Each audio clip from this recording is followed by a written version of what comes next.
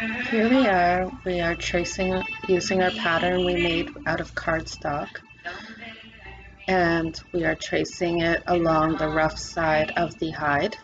You want to make sure that you trace on the rough side because that's the side that will be the inside of the rattle. So you don't have to worry about the marks. And we're going to go on to the next side. We want to make sure we use every piece of material.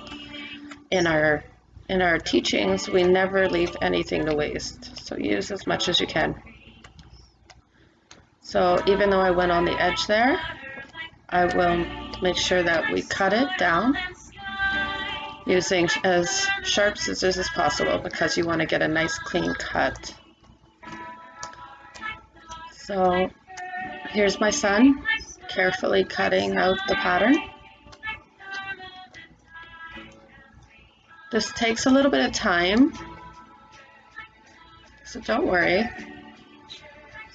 And no, it doesn't have to be perfect. And there you have it.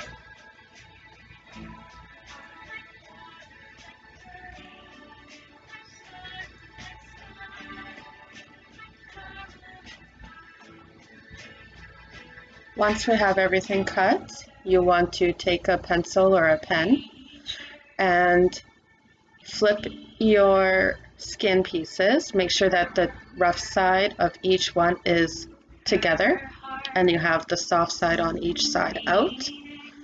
And you're going to mark where you're going to put the holes, maybe about a finger apart, maybe just a little bit smaller than that. You don't want them too small, but you don't want them too spaced out either.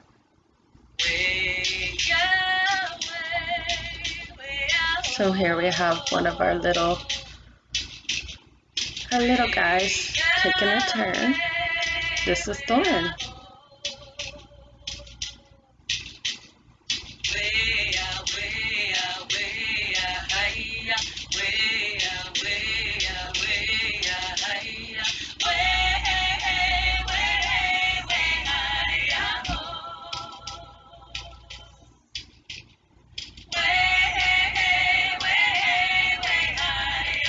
So once we have these holes done, we're going to punch holes in it with a leather puncher.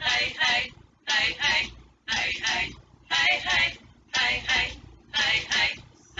so now that we have our pieces cut and we have marked where we are going to use the hole punch, so you want to make sure that they're spaced enough distance, because once you start pulling on it with the sinew, you don't want to pull it too much where then you could break the skin of it.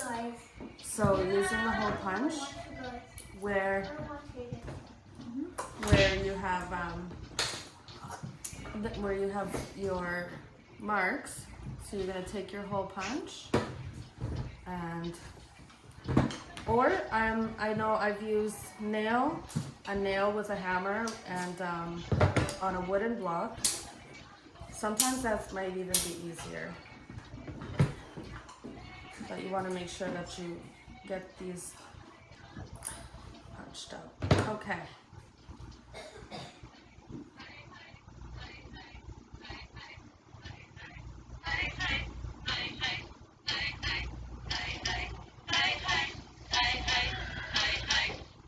Yeah, so once we have our marks, sometimes it's really helpful to have these clips.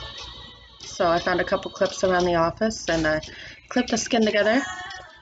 Keeps them in place while we try to make the holes.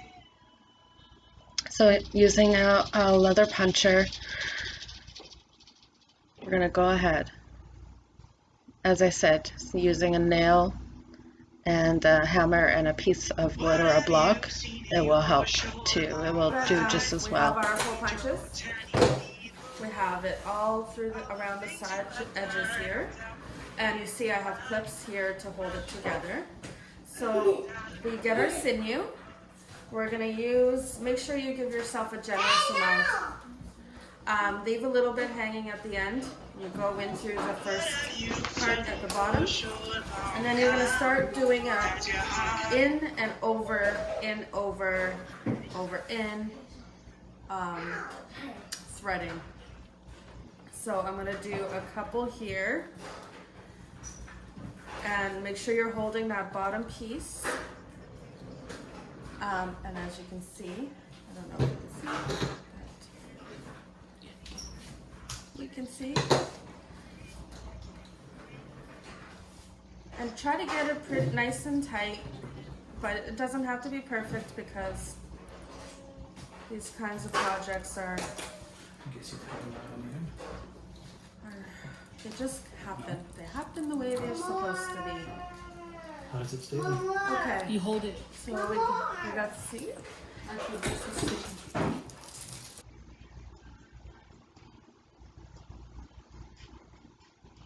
So if ever you need to take a break, just pause.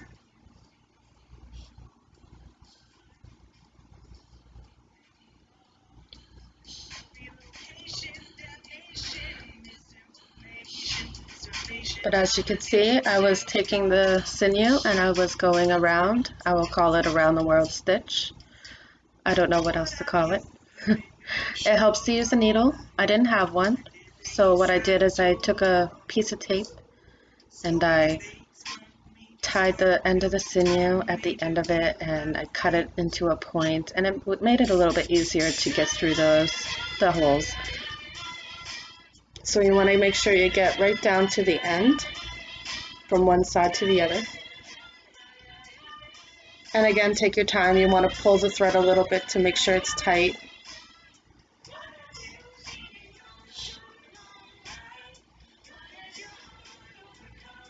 I know I'm going fast, so you can pause here.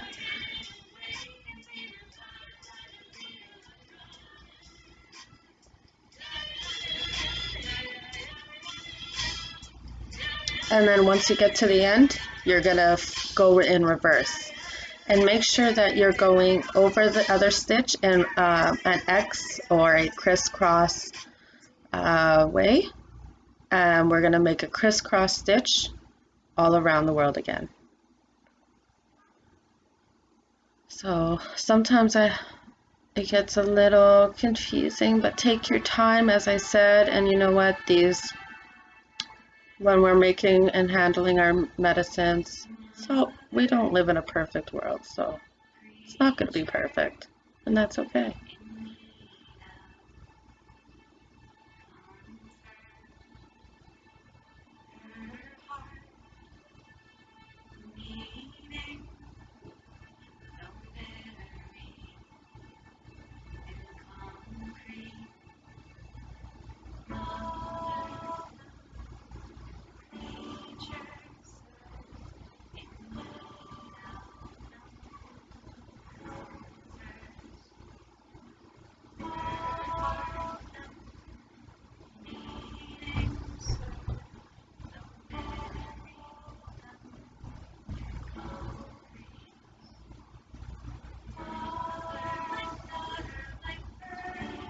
So now that I'm at the end, I'm tying it in about 3 times. Rattle, and it's Nice and tight. all stitched up, and I tied at the other end where I had that loose string.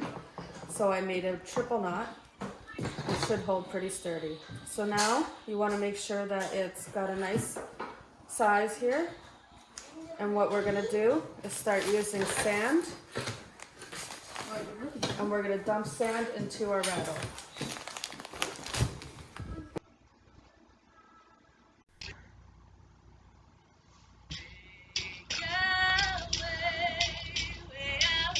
So we're now packing the sand into our rattle.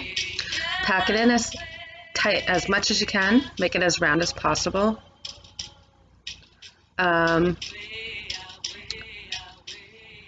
Dry sand, you can use sugar.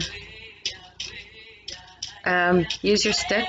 Sometimes that helps to pack the sand down a little. Once you have the sand packed into it, you're going to take your leftover sinew and wrap it around the end with the stick inside. That way it forms to the shape of the stick. Leave it to dry for 2 days. Then you will dump the sand and you will fill it with whatever you have on hand. I use dried beans or dried peas or lentils, whatever you may have on hand, little pebbles, give it a nice sound. Then wrap it with a piece of fabric or some leather, and there you have your beautiful rattle. Hych'ka.